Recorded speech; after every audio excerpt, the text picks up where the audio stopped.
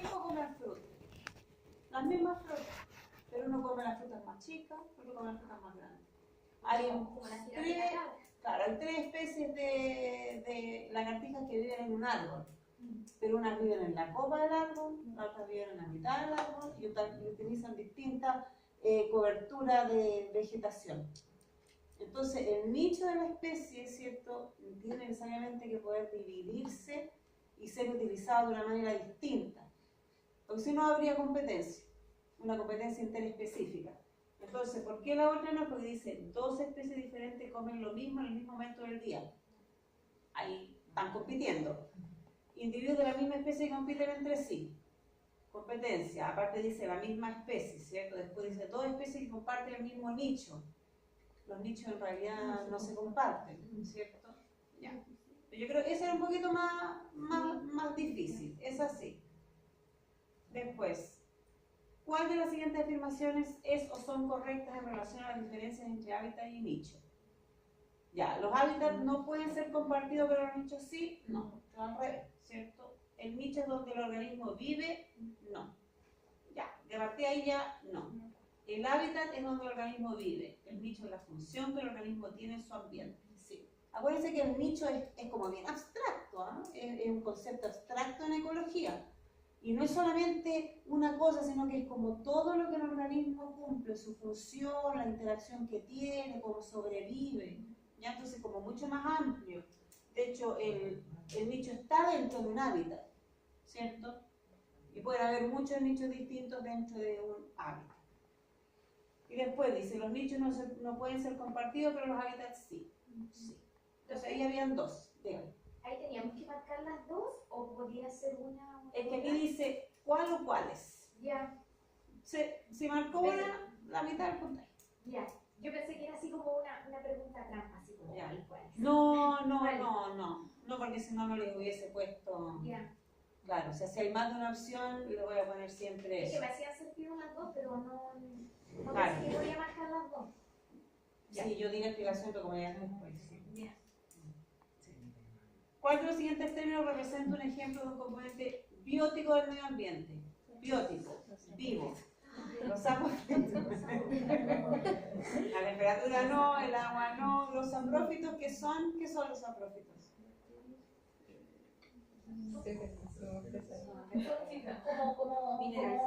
¿Cuál es su función? Son descomponedores. Sí, son descomponedores, sí. ¿Qué es la competencia interespecífica? Competencia entre dos especies diferentes, como dos especies de colibrí que usan el néctar de la misma flor como alimento, ¿cierto? La de arriba no, porque dice individuos de la misma especie, dos tigres, ya eso es interespecífico. La C dice la que se presenta al interior de una colonia de hormigas por espacio, también hablamos de la misma especie. Los venados compitiendo por una pareja, también la misma especie.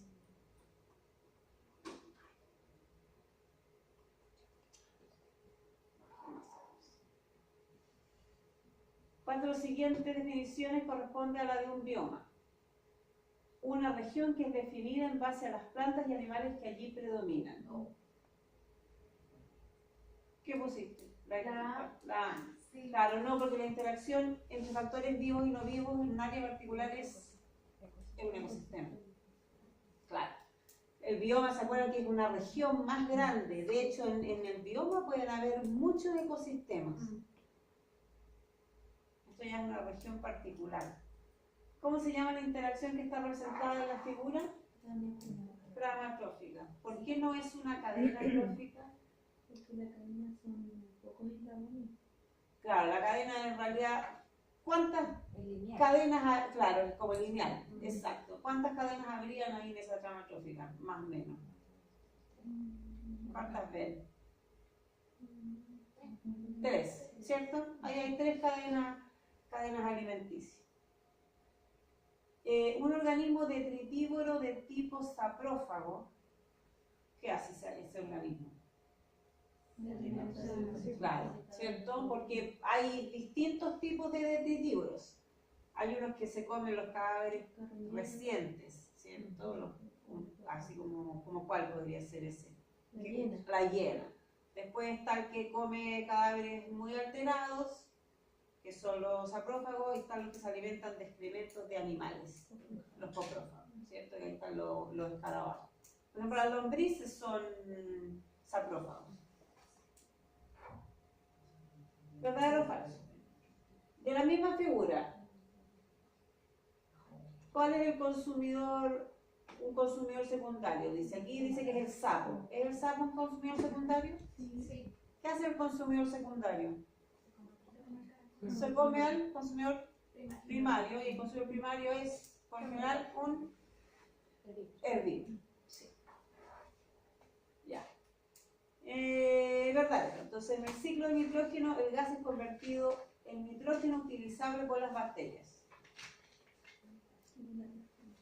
Ya. No nos respondieron. Sí. Sí. Yo le puse verdadero, después le puse falso, después le puse verdadero y después le puse falso. Ya, pasó por todos lados. Sí. ¿Yo hasta dónde les había dicho que entraba la tierra de la prueba? ¿Se acuerdan? Las dos clases. Que fue hasta biosfera, no fue hasta Leti. Con la Carla me dijo que yo le había dicho que no entraba en los ciclos. O sea, no los ciclos, las Hasta últimas los dos diapos no. Sí, faltaban sí. pocas diapos. Hasta tróficos. Ya. Otros componentes tróficos del ecosistema. Ya. Hasta ahí quedamos.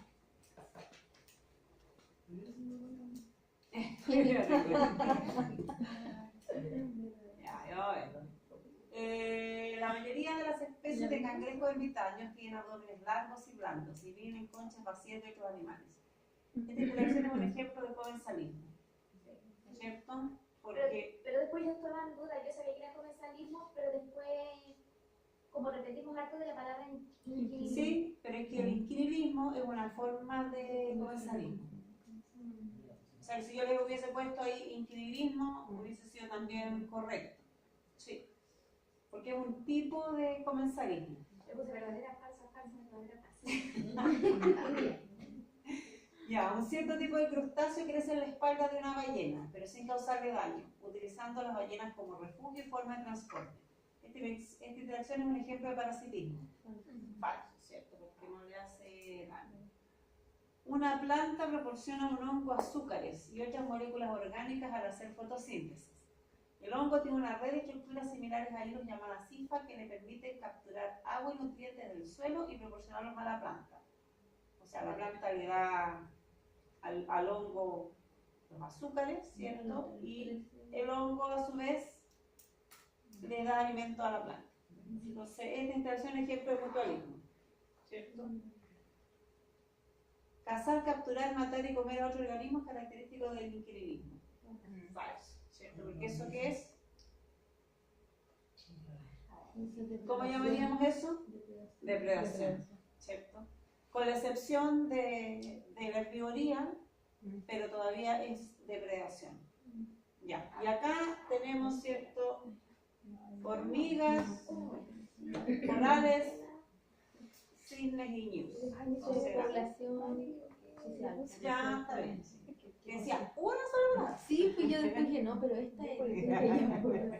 No, está bien, son todas poblaciones. Ya. La hormiga podía ser estatal. ¿Perdón? Estatal. Sí, es por decisión estatal, lo mismo, sí. Está bien. Ya. Bueno, eso entonces es, la cátedra es similar a eso, pero más grande. Ya, pero de ese tipo de preguntas. Yo no sé cuántas.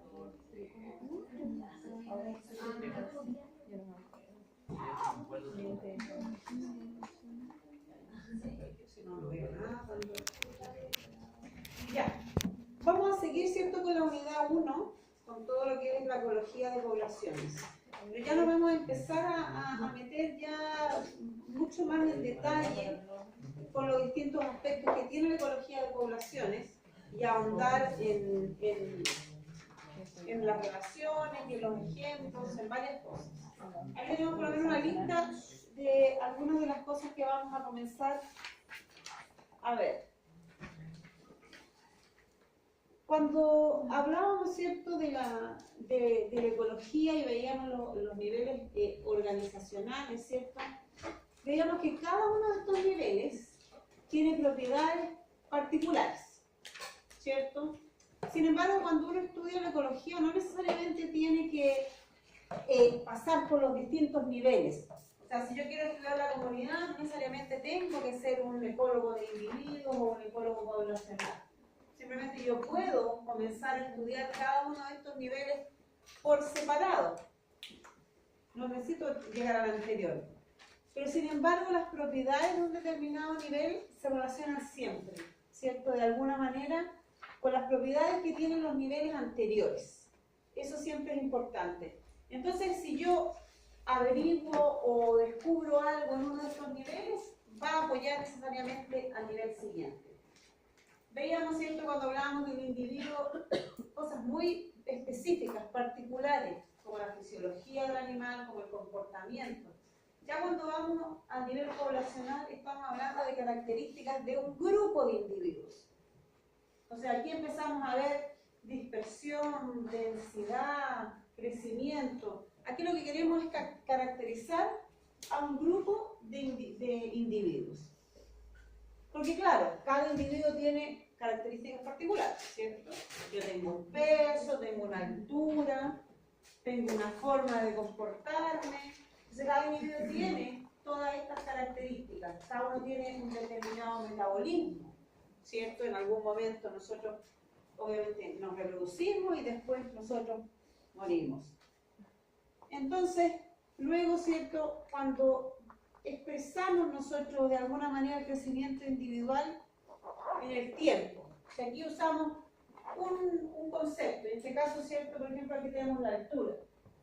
Y vemos la altura de una persona en el tiempo, todos crecemos, unos más, unos menos, ¿cierto?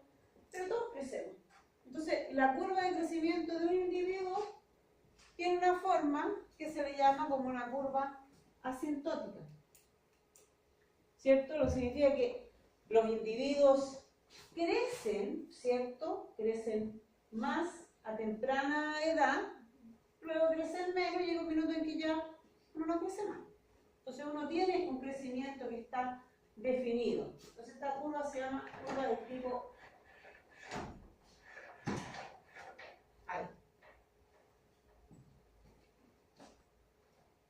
asintótica, que está definida, ¿cierto? Tiene un nivel máximo donde va a llegar.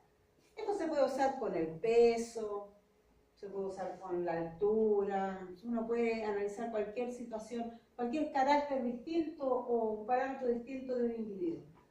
Entonces, si este es el individuo y yo lo que quiero es llegar a la población, entonces lo que tendría que hacer, ¿cierto?, es multiplicar los pesos individuales por el número de los individuos para poder graficar cómo se comporta esta población en el tiempo. Entonces, si este es el parámetro peso o altura o lo que sea, yo en el fondo calculo los pesos o la altura de cada uno de estos individuos, después lo multiplico, ¿cierto? Y los puedo ir mapeando en el tiempo. Entonces aquí ya es la población, ya no es el individuo. Pero a partir de las características de un individuo, yo llego a la población. Y hemos hablado, ¿cierto?, que la población es un conjunto de organismos, individuos de la misma especie, tienen propiedades biológicas, se reproducen, ¿cierto? Y aquí hablamos un poco de lo que es la cohesión reproductiva. En el fondo estos organismos lo que hacen es aparearse, reproducirse, intercambiar material genético. Esa es la cohesión reproductiva. Y la cohesión ecológica es todas las interacciones que existen en ellos. Todas estas interacciones que se dan para que puedan sobrevivir, para que puedan reproducirse. Ya hemos visto cómo los individuos compiten entre sí, cómo se generan también las competencias o las interacciones dentro de las especies. Pero para que esta población pueda, de alguna manera, crecer y aumentar de tamaño, tienen que darse esta cohesión reproductiva y esta cohesión ecológica. Entonces hablamos de que la población hace esto, ¿cierto? Una especie se reproduce y crece en un área y en un lugar determinado. Sin embargo, una especie puede ser dividido en muchas poblaciones. Muchas poblaciones hay de distintas especies en todos lados.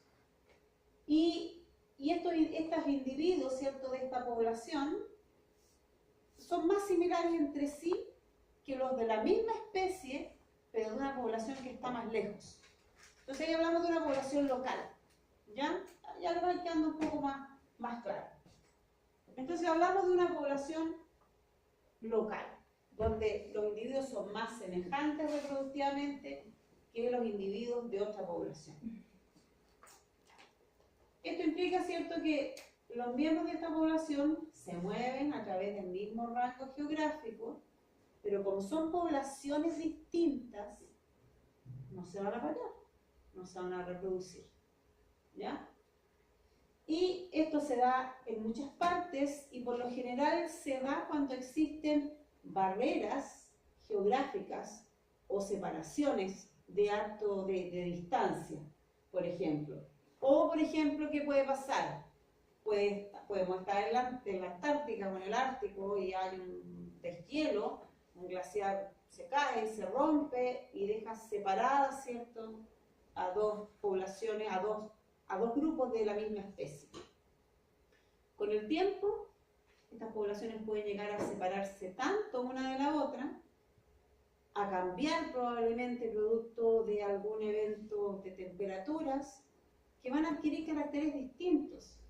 Puede que sus épocas de reproducción cambien, porque están separadas en ambientes diferentes, pero siguen siendo poblaciones de la misma especie, pero no se reproducen entre sí. Esto se da mucho en la naturaleza. No se da en los humanos, ¿cierto? Eso está claro. Nosotros con los asiáticos no podemos reproducir, pero los animales es distinto. Es distinto, y esto se da mucho. Por ejemplo, en las orcas están lo que se llaman los ecotipos.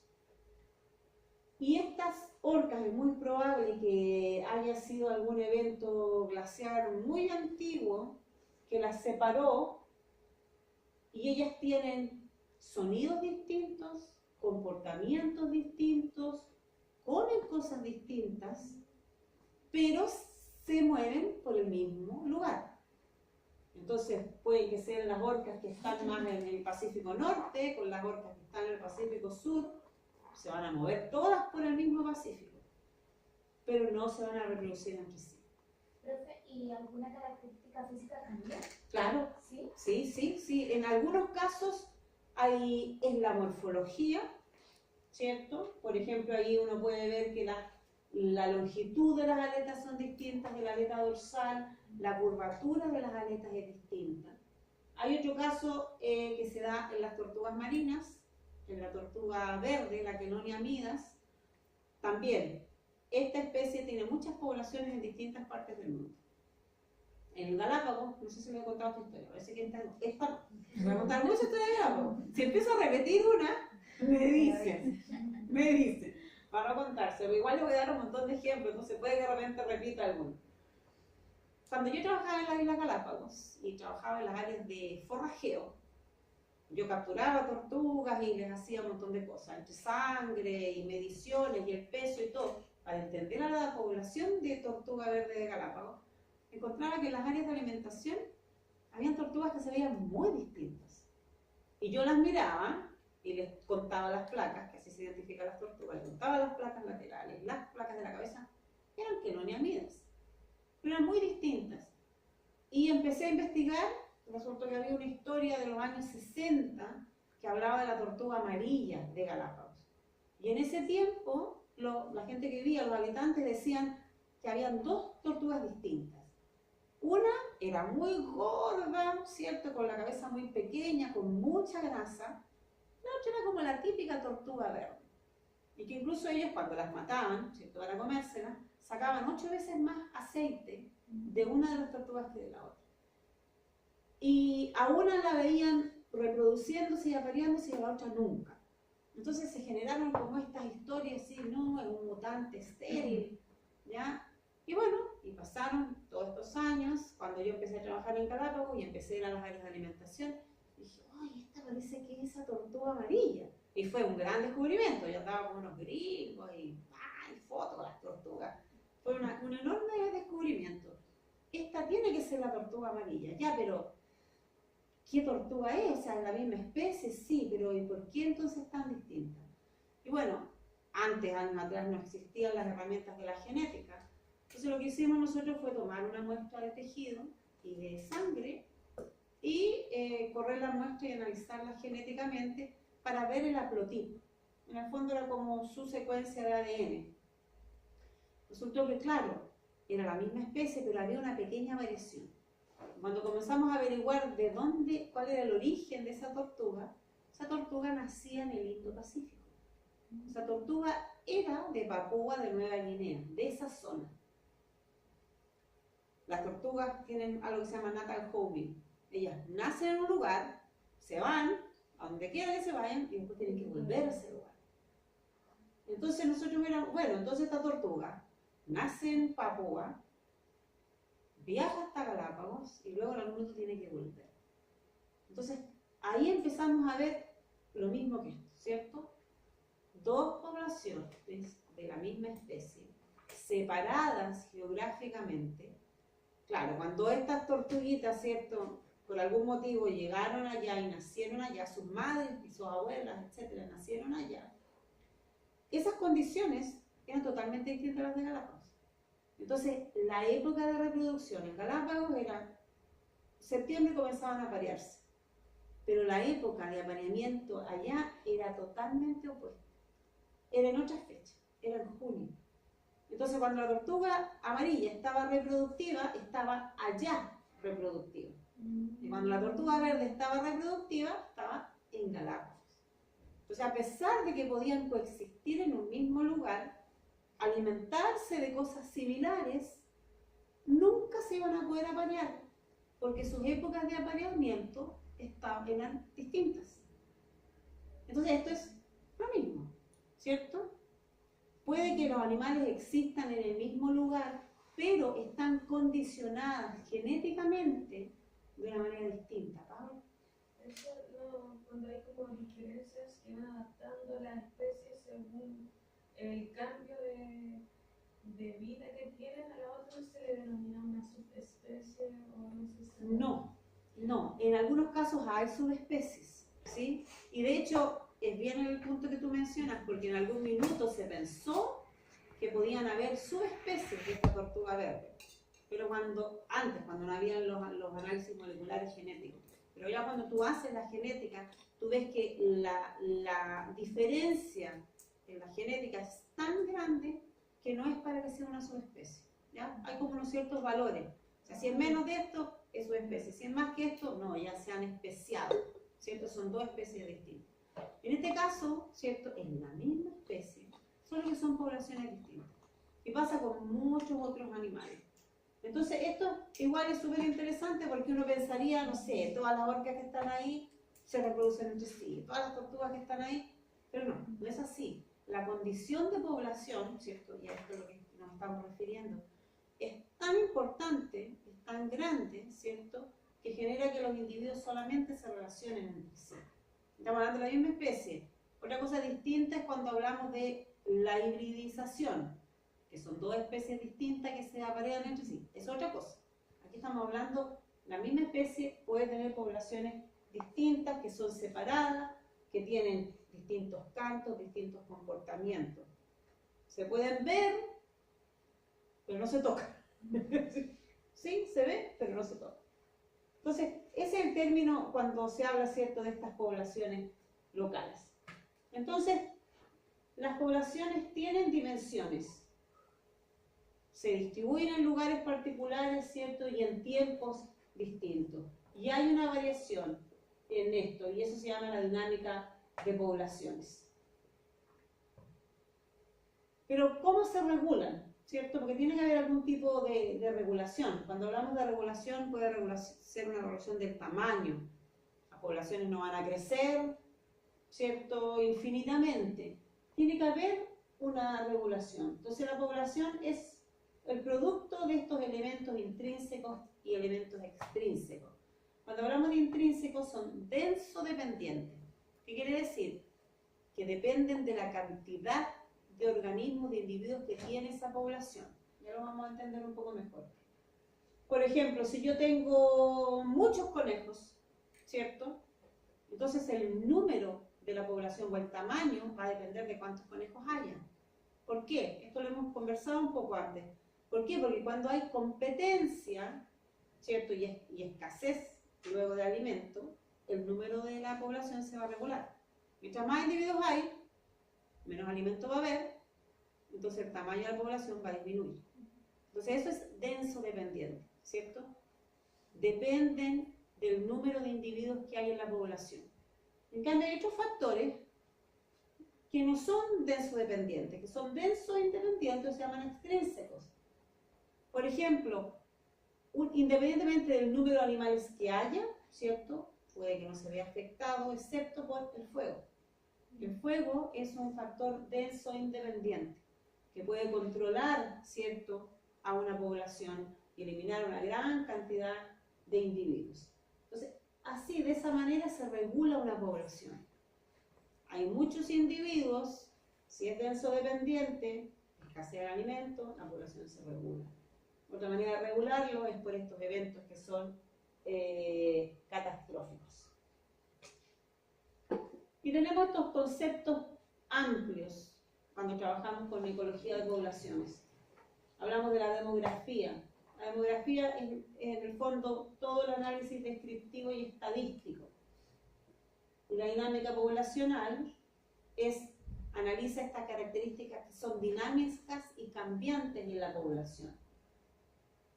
Porque aquí lo que nos interesa saber es cómo cambia, no solamente cierto en el tiempo, sino que también cómo cambia en su volumen y también de qué manera cambia una población. Entonces, este concepto de demografía abarca lo que es el tamaño. Cuando decimos tamaño hablamos de número de individuos o densidad, número de individuos por metro cuadrado.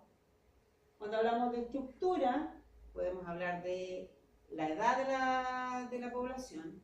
Cuando hablamos, ¿cierto? Por ejemplo, ustedes, ¿cierto? Si yo analizo esta población, que son ustedes, voy a usar el tamaño, cuántos son, densidad, cuántos hay por metro cuadrado, a eso tengo que calcular el área de esta sala y ver, ¿cierto?, cuántos hay por metro cuadrado.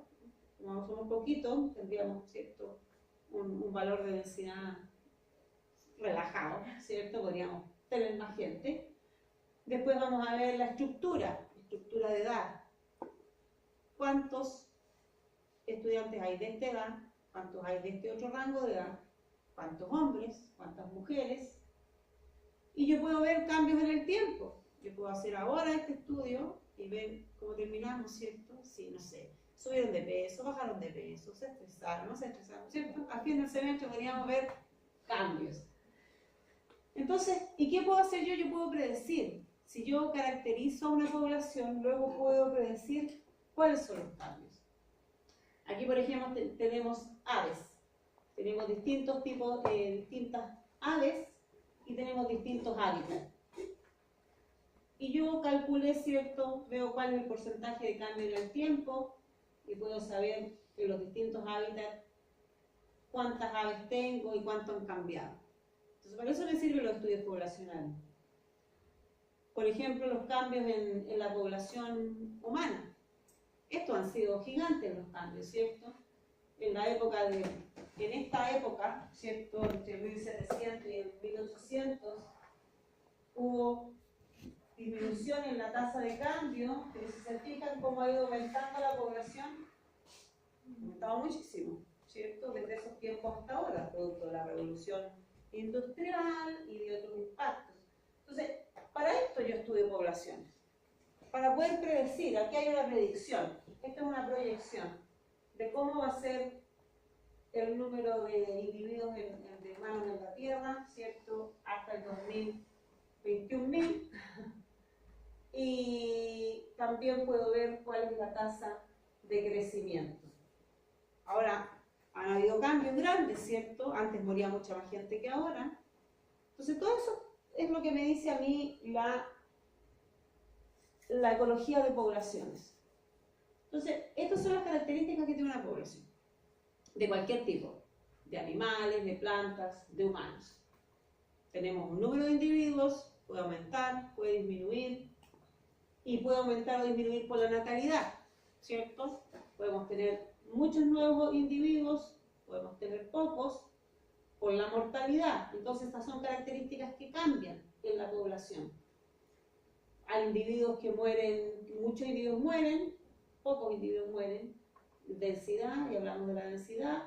La distribución, este también es un aspecto importante. ¿Cómo se distribuyen? Por ahora yo sé que estos son todos como conceptos nomás que estamos viendo, pero cuando ya empezamos a hablar de animales, de plantas, ¿cierto? Ya empezamos a entender un poco estos conceptos. Ahora son solamente conceptos más fríos. Tenemos la estructura de edad. ¿Qué quiere decir la estructura de edad? Quiere decir cuál es la supervivencia a las distintas edades. Tenemos animales o organismos que son reproductivos, reproductivos o reproductivos. Esas son las características que tiene la población. Y una de las primeras características, ¿cierto?, que nosotros queremos tratar de definir es el tamaño y la densidad poblacional. Imagínense ustedes que trabajamos con animales. Puede ser animales del bosque, puede ser animales salvajes. Yo necesito saber el tamaño poblacional. ¿Por qué estaría interesado en saber el tamaño poblacional? ¿De qué me sirve el tamaño poblacional de una especie? Es súper importante, así que piensen en eso, porque lo vamos a preguntar después. Entonces yo puedo decir que quiero contar todos los individuos, ¿cierto? Ya, yo estoy trabajando con pumas y necesitamos saber el estado de conservación de los pumas. Los pumas están en un grave estado de conservación en este país, ¿cierto? Entonces, quiero saber cuántos pumas hay. Entonces yo puedo decir, bueno, los voy a contar todos, ¿cierto? Voy a decir, difícil que los vaya a contar todos, no. Entonces, bueno, pero si yo los contara todos, tendría una medida del tamaño absoluto de esta población. Tendría la cantidad de pumas que hay en un lugar determinado. Entonces yo podría ir, si todos estos son pumas, yo podría ir y contar, ¿cierto? Ya. Pero en realidad está medio complicado. Entonces mejor puedo hacer lo que es la abundancia relativa.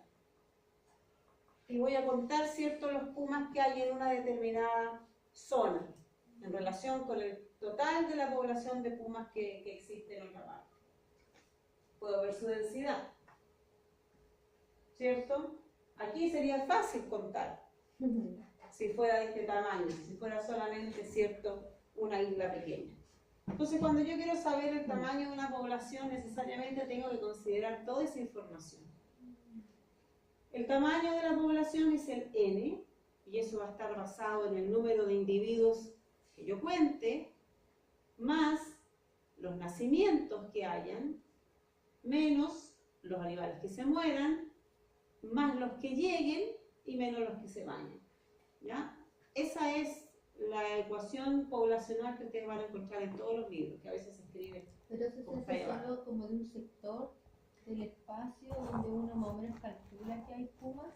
Ya, eso depende mucho de lo que tú quieras responder, ¿ya? Y de la plata que uno pueda tener en un estudio. Y eso es todo lo que lo vamos a ver así con harto detalle después, porque eso es fundamental.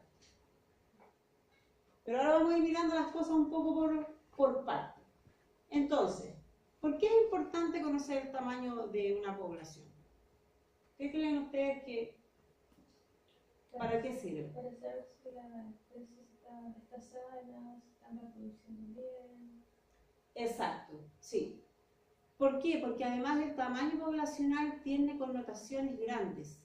Una población pequeña se dice que es menos estable. Entonces se dice que las poblaciones grandes podrían ser más estables. ¿Por qué? Porque hay una mayor variabilidad genética. Cuando yo digo variabilidad genética, más o menos, ¿entienden de qué se trata? Cuando yo digo eso, quiere decir que hay muchos individuos, ¿cierto? Y todos esos individuos pueden tener una variación que aporta a la población.